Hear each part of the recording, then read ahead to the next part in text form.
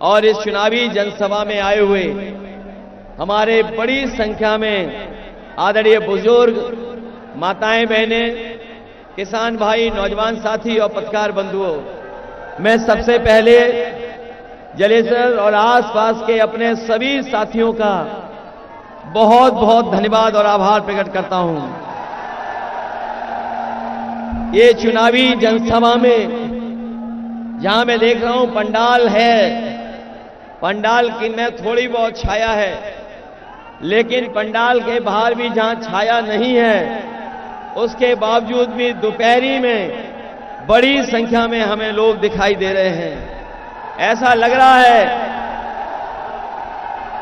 ये लोगों का हमें समुद्र दिखाई दे रहा है। आगे से लेकर के पीछे तक बड़ा समर्थन मिलने जा रहा है। मुझे ऐसा महसूस हो रहा है कि इस बार इतिहास बनाने वाला है ये क्षेत्र। वैसे तो कई बार कई लोकसभा चुनाव में अच्छे वोटों से जिताया है, लेकिन इस बार जलेसर की जनता और हमारे प्रत्याशी आगरा के न केवल जीतने जा रहे हैं, बल्कि रिकॉर्ड मतों से जीत करके लोकसभा में पहुंचेंगे। मैं देख रहा हूं कि पहले दूसरे चरण के बाद तीसरे चरण में ये जो हमारा पीडीए परिवार है, पिछड़ा, दलित, अल्पसंख्यक मुसलमान भाई, पिछड़ा, दलित, आदि आबादी, पिछड़ा, दलित और हमारे अल्पसंख्यक आदिवासी भाई, आदि आबादी, ये सब मिलकर के इस बार परिवर्तन के साथ साथ भारतीय जनता पार्टी की सरकार को पलटने जा रहे हैं। यहां के लोगों ने बहुत अन्याय का सामना किया है, बहुत भेदभाव का सामना किया है, समय समय पर अपमानित हुए हैं, अन्याय हुआ है, झूठे मुकदमे लगे हैं और हमारे लोगों को दुख दर्द और तकलीफ ये सरकार देती रही है। मुझे महसूस हो रहा है कि जिन्होंने अच्छे दिन की बात की थी, अच्छे दिन तो नहीं हारे हैं, लेकिन भारतीय जनता पार्टी के हारने के बाद खुशियों के दिन आने वाले हैं और इसलिए भी खुशियों के दिन आएंगे कि इन्होंने किसानों के साथ धोखा दिया। हमारे जितने किसान भाइयां खड़े हैं, मौजूद हैं, ये मेहनत कश लोग हैं, ये लागत लगा करके बाजार की महंगाई का सामना करके अपनी फसल को तैयार कर रहे हैं। लागत बढ़ गई है, लेकिन बीजेपी के लोगों ने जो भरोसा दिया था कि यहां की हर फसल की और हर किसान की आय दोगुनी हो जाएगी, ये सरकार न फसलों की लाभकारी कीमत दे पाई है और न हमारे किसानों की आय दोगुनी हो पाई है। और जिस तरीके से महंगाई बढ़ी है, उससे तो ये लगता है कि हमारा किसान इनकी सरकार में बर्बाद हो जाएगा, दुखी हो जाएगा और मजबूर होकर के अपने खेती बाड़ी छोड़ करके मजदूर बन जाएगा।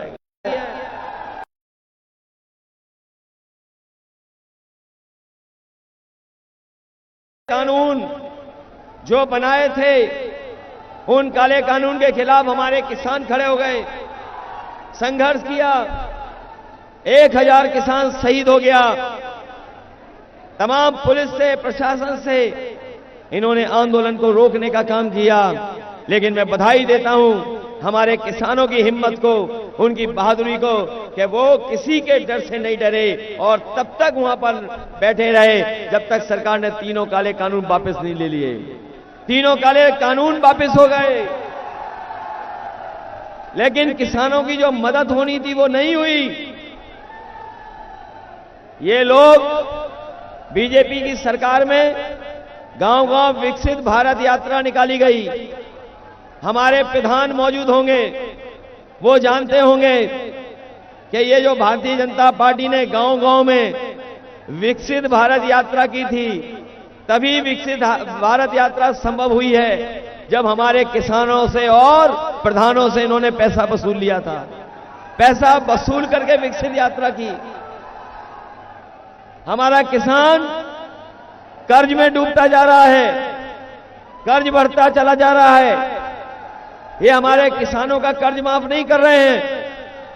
इन्होंने अभी जो फैसले लिए थे कुछ दिन पहले, बड़े बड़े देश के उद्योगपति जिन पे बड़ा कर्ज था, उन सभी उद्योगपतियों के 16 लाख करोड़ कर्ज माफ कर दिया।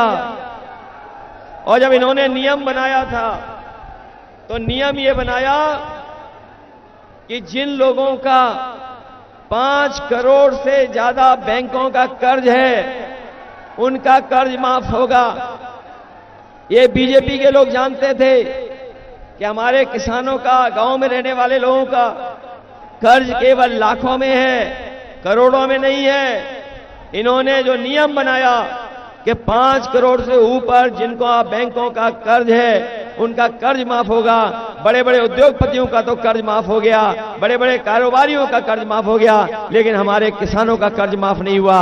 आज के दिन जब चुनाव प्रचार का आखिरी दिन है, समाजवादी पार्टी, कांग्रेस और इंडिया गठबंधन के अपने साथी सभी ये फैसला ले चुके हैं कि इस बार जब इंडिया गठबंधन की सरकार बनेगी तो हमारे किसानों का भी कर्ज पूरा माफ होगा, एक भी पैसा किसानों को नहीं देना पड़ेगा। न केवल कर्ज माफ होगा, बल्कि हमारे किसानों का जो अधिकार है एमएसपी का, सरकार बनने पर एमएसपी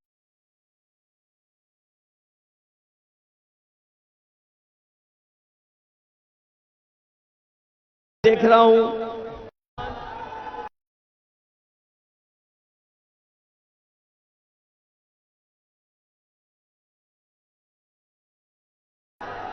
कोचिंग के लिए पैसा खर्च करता है।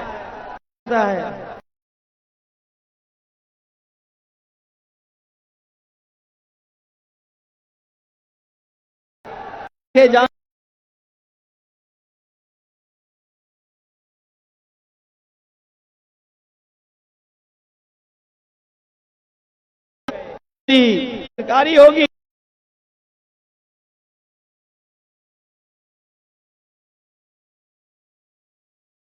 बेरोजगार है, न उसके पास रोजगार है, न नौकरी है उसके पास। ये जो बीजेपी की सरकार है, इसमें पता नहीं कौन सा लीकेज है जो हर पेपर लीक करा देती है। मुझे याद है जब शिक्षा को रद्द किया जाए, मैं अपने नौजवानों से कह रहा हूं, ये पेपर लीक होता नहीं है, ये सरकार पेपर लीक कराती है, जानबूझ करके पेपर लीक कराती है। न केवल पेपर लीक कराती है, बल्कि बताओ अग्निवीर जैसी नौकरी दी है इन्होंने 4 साल वाली। ये फौज की भर्ती पक्की नौकरी होती थी, शहीद का दर्जा मिलता था, सुविधाएं मिलती थी। जब इन्हें पता लग गया बीजेपी के लोगों को कि गांव के परिवारों के बच्चे फौज में जाते हैं और फौज में जब नौकरी करने लगते हैं तो उनके घर परिवार की आर्थिक सामाजिक स्थिति बेहतर हो जाती है, उनका मान सम्मान भी बढ़ जाता है। तो उसके बाद बीजेपी ने सर्वे करवाया, सर्वे में सब गांव के बच्चे निकले। उसी के बाद बीजेपी ने हमारे गांव के बच्चे पर पक्की नौकरी फौज में ना पा पाए, इसलिए अग्निवीर व्यवस्था लेकर के आए हैं। हम अपने नौजवानों को कह के जा रहे हैं, ये इंडिया गठबंधन की सरकार बनेगी, आपकी अग्निवीर व्यवस्था हमेशा के लिए खत्म हो जाएगी।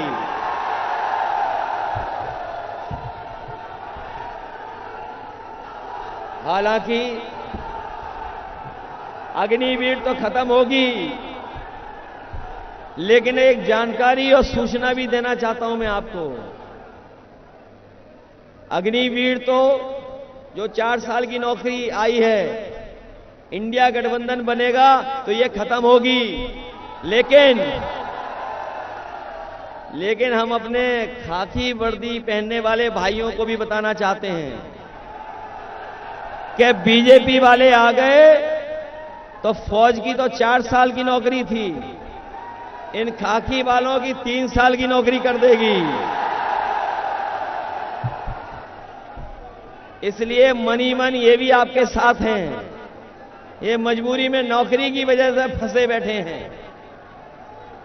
इसलिए ये लोग भी सावधान हो जाएं। कभी कभी ये सवाल करते हैं कि हमारी कैसे 3 साल की हो जाएगी। हमने उन्हीं लोगों से कहा, पत्रकार साथियों ने जब सवाल मुझसे किया था तो मैंने उनसे पत्रकार साथियों से पूछा कि बताओ, किसी को पता था कि 4 साल की अग्निवीर नौकरी हो जाएगी? किसी को पता था कि हवाई जहाज बिक जाएंगे? किसी को पता था कि हवाई अड्डे बेच देगी सरकार? किसी को पता था कि बंदरगाह बेच देंगे ये लोग? किसी को पता था ये बैंक बेच देंगे? किसी को पता था कि बीमा वाली कंपनी LIC बिक जाएगी? किसी को पता था कि मोबाइल की कंपनी बिक जाएंगी जो अपनी सरकार की हैं? और बताओ, क्या आपको पता था कि कोरोना के टाइम में लॉकडाउन कर देंगे और आपको पैदल पैदल घर जाना पड़ेगा? क्या आपको पता था कि नोटबंदी आधी रात हो जाएगी? तो जब आपको ये सब नहीं पता तो इनकी भी 3 साल की नौकरी हो जाएगी। देखना, ये बीजेपी वालों को जब वोट चाहिए था, बीजेपी वालों को जब वोट चाहिए था तो ये राशन में रिफाइंड तेल दे रहे थे, दाल दे रहे थे, नमक दे रहे थे। और बताओ, राशन में अब गरीबों को क्या मिल रहा है? बताओ, राशन में क्या मिल रहा है? ये बाजार लगता है ज्यादा पौष्टिक होता है इसलिए मिल रहा है। हम अपने गरीबों को भरोसा दिला के जा रहे हैं, अगला इंडिया गठबंधन की सरकार बनेगी, राशन तो बढ़ेगा ही बढ़ेगा, लेकिन गुणवत्ता उसकी राशन की अच्छी होगी, राशन अच्छा दिया जाएगा। और जिस तरीके से बाजार में संपन्न लोग, बड़े लोग पैकेट का आटा खा रहे हैं, वो स्वादिष्ट भी है, उसकी गुणवत्ता भी अच्छी है, कई आटे पौष्टिक भी हैं। इसलिए अपने गरीबों को मैं भरोसा दिला के जा रहा हूं, राशन की तो गुणवत्ता ठीक करेंगे ही करेंगे, बढ़ा भी देंगे, लेकिन इसके साथ साथ हम लोग आटा और डाटा भी फ्री देने का काम करेंगे। पौष्टिक आटा और आपको डाटा, क्योंकि अगर डाटा होगा आपके पास तो आप जानकारी हासिल कर लोगे, नौकरी निकलेगी तो ऑनलाइन फॉर्म भर दोगे, ऑनलाइन पढ़ाई कर लोगे, कुछ गाने भी सुन लोगे, मैसेज भी कर लोगे। और आज के समय में जितना खाना और आटा जरूरी है उतना ही डाटा जरूरी है, इसलिए अपने लोग डाटा देने का काम करेंगे। न केवल डाटा बल्कि अपनी माताओं बहनों को, गरीबों को 1 लाख रुपया भी देकर के उन्हें लखपति बनाने का काम होगा। माताओं बहनों को हमारे नौजवान जानते होंगे, समाजवादियों ने इतना बड़ा लैपटॉप दिया था, इतना बड़ा लैपटॉप दिया था, उसकी नकल कर ली बीजेपी वालों ने। हमारा दिया हुआ लैपटॉप जिसके घर परिवार में होगा वो आज भी चलता रहा होगा, और जब उसे ऑन करते होगे फोटो हमारी दिखा रही देती होगी। बीजेपी ने भी नकल किया, इसकी जगह इतना दे दिया और उंगली चलाते रहो, चलेगा ही नहीं। बताओ, कहीं चलता है उंगली चलाने से? इसलिए सावधान रहोगे कि नहीं रहोगे? इन्होंने महंगाई बढ़ा दी कि नहीं बढ़ा दी? डीजल, पेट्रोल, खाने का सामान, रिफाइंड तेल, और पिछले 10 साल में नमक की कीमत भी बढ़ा दी। और ये जो महंगाई और मुनाफा का खेल है, ये पार्ले जी बिस्किट पैकेट से सीखे हैं। ये जो महंगाई और मुनाफे का खेल है, ये जो बाजार में पार्ले जी का बिस्किट पैकेट बिकता है, उससे सीखे हैं। हमारे बुजुर्ग हैं जो बैठे होंगे, ये जो बुजुर्ग हैं पुराने लोग जानते होंगे, पहले पार्ले जी का बिस्किट पैकेट इतना बड़ा आता था और अब महंगाई बढ़ के बताओ कितना बड़ा हो गया पैकेट। और बीजेपी की सरकार आ गई तो एक बिस्किट वाला पैकेट मिलेगा आपको। इन बीजेपी वालों ने पार्ले जी से ही सीखी है आपको खाद की बोरी की चोरी। बताओ पहले कितनी चोरी की इन्होंने, और अब 5 किलो और कम कर दिया। ये आ गए सरकार में तो खाद भी आपको पाउच में देंगे, लो अपने खेत में डालो जाकर। बताओ महंगाई बढ़ गई कि नहीं बढ़ गई। और इनके चंदे की वसूली पता लग गई होगी। इन्होंने जो पैसा वसूला है इलेक्टोरल बॉन्ड के नाम पर, इन्होंने बड़े बड़े उद्योगपतियों से पैसा वसूल लिया और इतना पैसा वसूला है जिसकी वजह से आज हमें और आपको महंगाई का सामना करना पड़ रहा है। यह इलेक्टोरल बॉन्ड की जानकारी जब से जनता में चली गई, तब से बीजेपी के लोगों से अगर इलेक्टोरल बॉन्ड के बारे में पूछो तो उनका बैंड बज जाता है, सच्चाई नहीं बता पाते हैं। इन्हीं इलेक्टोरल बॉन्ड की वजह से महंगाई है। आपकी हर दवाई महंगी हो गई, हर चीज महंगी कर दी। बताओ महंगा हो गया सब कुछ क्या नहीं हो गया। और इन्होंने 10 साल में दिल्ली के और 7 साल उत्तर प्रदेश में रह करके सब स्वास्थ्य विभाग की सब योजनाओं को चौपट कर दिया। जो एम्बुलेंस चलाई थी गरीब की मदद के लिए, गांव में पहुंचती थी, गरीब को अस्पताल तक ले जाती थी, न अब एम्बुलेंस समय पे आ रही है और आ भी रही है तो अब खटारा बना दी एम्बुलेंस भी खराब कर दी। पुलिस को 100 नंबर दी थी गाड़ी, उसका 112 नंबर कर दिया सरकार ने। जब से सरकार ने उसका नंबर 112 किया 100 से, हमारे पुलिस के भाइयों को भी लगा कि उन्हें भी रेट बढ़ा देना चाहिए। बताओ रेट बढ़ा दिया कि नहीं बढ़ा दिया। इसलिए इस चुनाव में आप लोगों से मैं निवेदन अपील करने आया हूं।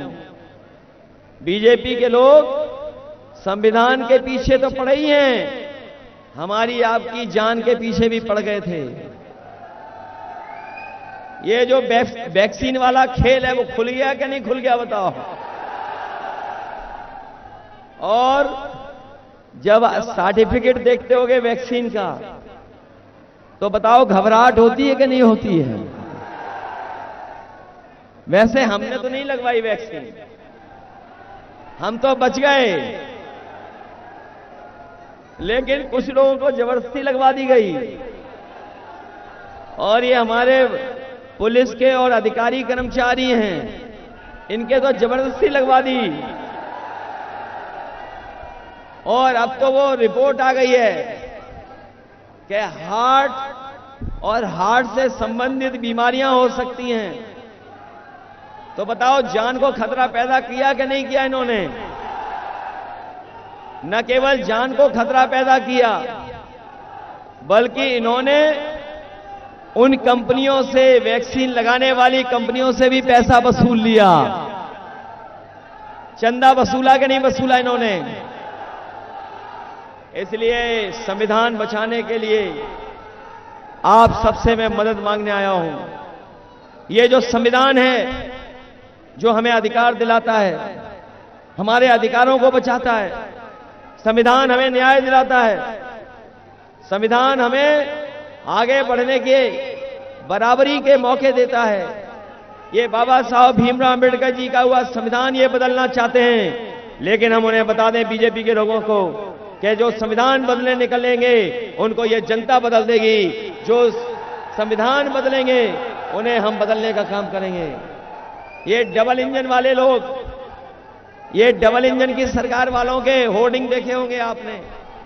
आगरा में भी होर्डिंग लगे हैं बड़े बड़े डबल इंजन की सरकार के होर्डिंग लगे बड़े बड़े, लेकिन डबल इंजन वाले जानते हैं कि जो इंजन वोट मांगता फिर रहा है उसने कोई काम नहीं किया। बताओ, बड़ी बड़ी होर्डिंग में क्या इस इंजन की फोटो है क्या? इसकी फोटो तो पहले ही गायब हो गई होर्डिंग से। रही बची 7 तारीख को वोट पड़ेगा, अपने आप गायब हो जाएंगे। और जो लोग मन की बात करते थे, हम उनसे कहेंगे कि अब संविधान की बात हो। अब मनमर्जी नहीं चलेगी, 140 करोड़ लोगों के मन की बात होगी, मनमर्जी लोगों की बात नहीं होगी, 140 करोड़ लोगों की बात होगी। इसलिए भाजपा की झूठी सरकार और जनता के सच्चे सवालों का उन्हें सामना करना पड़ेगा। भाजपा की झूठी सरकार में जनता के सच्चे सवालों का सामना करना पड़ेगा। बताओ, भारतीय जनता पार्टी के लोग संविधान बदलने की कोशिश कर रहे हैं। बताओ, इनके खिलाफ वोट डालोगे कि नहीं डालोगे? जनता का सच्चा सवाल है भाजपा के लिए कि भाजपा ने अपने नेताओं से बार बार बाबा साहब भीमराव अंबेडकर जी का दिया हुआ संविधान बदलने की बात क्यों कहलवाई? क्या भारतीय जनता पार्टी के पास इसका जवाब है? भाजपा ने शोषित, वंचित, पीड़ितों की रक्षा करने वाला संविधान को बदलने की बात क्यों करी?